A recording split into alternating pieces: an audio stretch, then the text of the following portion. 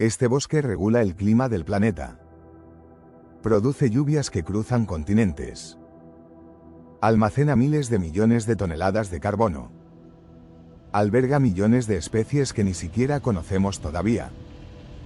Y aún así, está muriendo. El Amazonas está muriendo, y casi nadie te está contando la magnitud real de lo que está pasando. Cuando escuchas Amazonas, probablemente imaginas un océano infinito de árboles, verde hasta donde alcanza la vista, ríos gigantes serpenteando entre la selva y una naturaleza prácticamente intocable. Durante años se nos vendió la idea de que era tan grande que era imposible destruirlo. Demasiado extenso. Demasiado poderoso. Demasiado salvaje como para caer ante la mano del ser humano. Pero la historia demuestra que nada es demasiado grande para ser alterado por nuestra especie. El Amazonas no es solo un bosque. Es el ecosistema tropical más grande del planeta. Se extiende por más de 5,5 millones de kilómetros cuadrados y atraviesa 9 países de Sudamérica: Brasil, Perú, Colombia, Venezuela, Ecuador, Bolivia, Guyana, Surinam y la Guayana Francesa. Aproximadamente el 60% se encuentra dentro de Brasil, lo que lo convierte en el principal actor cuando hablamos de políticas de protección o destrucción. Dentro de este territorio vive alrededor del 10% de todas las especies conocidas del mundo. 1 de cada 10 animales o plantas que existen habita en el Amazonas. Jaguares, anacondas, delfines rosados, águilas arpías, ranas diminutas con venenos letales, árboles que superan los 60 metros de altura. Y aún así, se estima que millones de especies todavía no han sido descubiertas por la ciencia. Es un laboratorio natural gigante, un banco genético irreemplazable. Pero su importancia va mucho más allá de la biodiversidad. El río Amazonas es el más caudaloso del planeta. Descarga tanta agua en el océano Atlántico que puede alterar la salinidad del mar a cientos de kilómetros de distancia. Transporta más agua que varios de los ríos más grandes del mundo combinados. Sin embargo, lo más impresionante no es solo el agua que fluye por su cauce, sino la que viaja por el cielo. Los científicos hablan de los llamados ríos voladores. Millones de árboles absorben agua del suelo y la liberan en forma de vapor a través de sus hojas. Esa humedad se acumula en la atmósfera y forma corrientes que viajan miles de kilómetros, generando lluvias en amplias zonas de Sudamérica. Ciudades gigantes, campos agrícolas y sistemas de producción dependen indirectamente de esa humedad invisible. Sin el Amazonas, muchas regiones serían mucho más secas. Durante décadas se popularizó la frase de que el Amazonas es el pulmón del planeta. Técnicamente, la mayor parte del oxígeno que respiramos proviene de los océanos, pero el Amazonas cumple un papel crucial en el equilibrio climático global. Es uno de los mayores sumideros de carbono del mundo. Absorbe dióxido de carbono y lo almacena en su vegetación y en su suelo. Ese carbono queda atrapado durante décadas o siglos. El problema es que cuando se tala o se quema el bosque, todo ese carbono vuelve a la atmósfera. Y eso es exactamente lo que está ocurriendo. Cada año se pierden millones de hectáreas de selva. No por causas naturales. No por un fenómeno inevitable. La principal razón es la expansión de la frontera agrícola. Grandes extensiones son taladas para convertirlas en pastos destinados a la ganadería. Brasil es uno de los mayores exportadores de carne del mundo, y gran parte de esa producción está vinculada directa o indirectamente con la deforestación amazónica. Después viene la soja. Enormes plantaciones reemplazan al bosque. Mucha de esa soja no es para consumo humano directo, sino para alimentar ganado en otras partes del mundo. Es un sistema global interconectado. Lo que ocurre en un supermercado a miles de kilómetros puede estar conectado con un árbol talado en la selva. Los incendios son otro factor devastador. Muchas veces no comienzan de forma natural. Se utilizan como herramienta para limpiar terrenos ya talados y acelerar la conversión del bosque en tierra agrícola. Desde el espacio se observan miles de focos activos en determinadas épocas del año. El humo cubre ciudades, afecta la salud de millones de personas y oscurece el cielo. Cada incendio no solo destruye vegetación, también altera el suelo, reduce su fertilidad y libera enormes cantidades de dióxido de carbono. Y aquí entra uno de los mayores temores científicos, el punto de no retorno.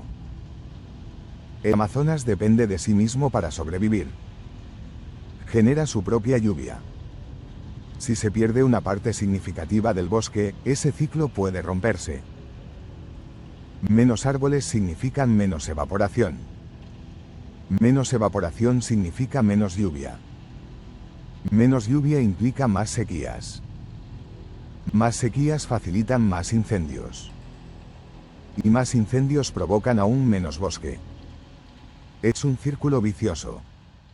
Muchos investigadores advierten que si la deforestación supera entre el 20% y el 25% del total, el sistema podría colapsar. Algunas estimaciones indican que ya nos estamos acercando peligrosamente a ese umbral. En ciertas regiones del sur y este del Amazonas, el bosque ya muestra señales de degradación severa. En lugar de absorber carbono, algunas áreas están comenzando a emitir más del que capturan. Si el Amazonas deja de ser un sumidero de carbono y se convierte en una fuente neta de emisiones, el impacto en el cambio climático sería enorme. No se trataría solo de perder árboles. Se trataría de liberar una bomba de carbono acumulada durante siglos. Y no podemos olvidar a las personas que viven allí. Más de 400 pueblos indígenas habitan la región amazónica. Algunos mantienen contacto con el mundo moderno, otros viven en aislamiento voluntario. Para ellos, la selva no es un recurso explotable. Es su hogar, su farmacia natural, su supermercado, su escuela, su templo. Estudios demuestran que donde los territorios indígenas están protegidos legalmente, la deforestación es considerablemente menor.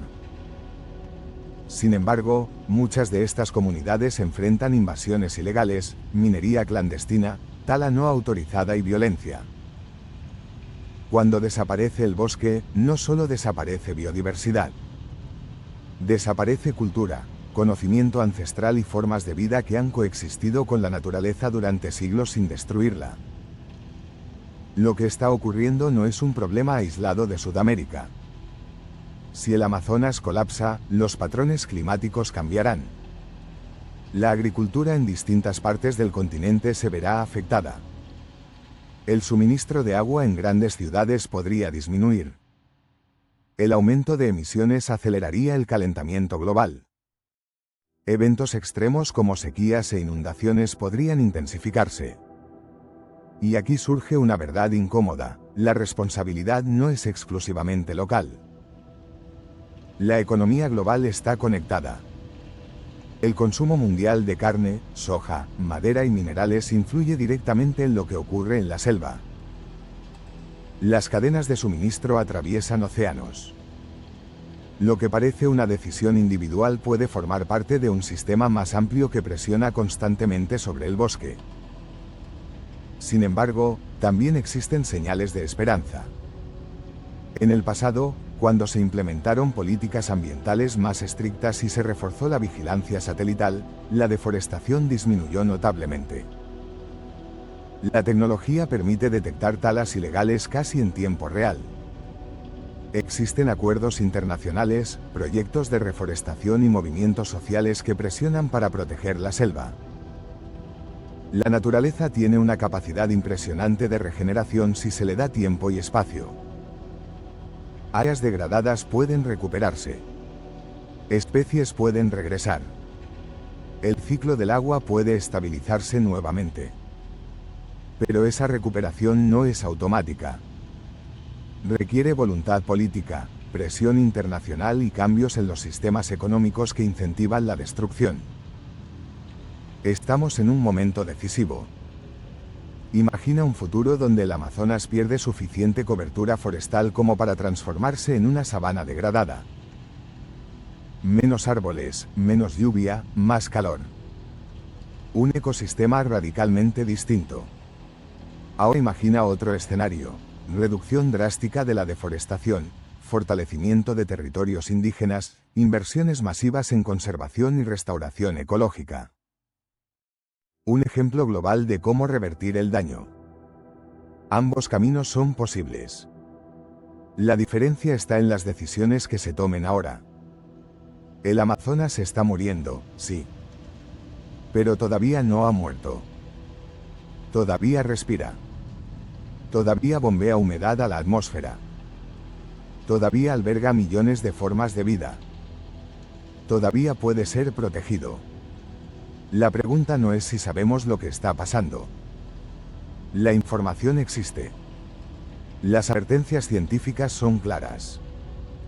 La verdadera pregunta es si actuaremos antes de cruzar un límite que no podamos deshacer. Porque cuando el Amazonas caiga, no será solo la caída de un bosque. Será la señal de que dejamos pasar la oportunidad de proteger uno de los sistemas naturales más importantes del planeta.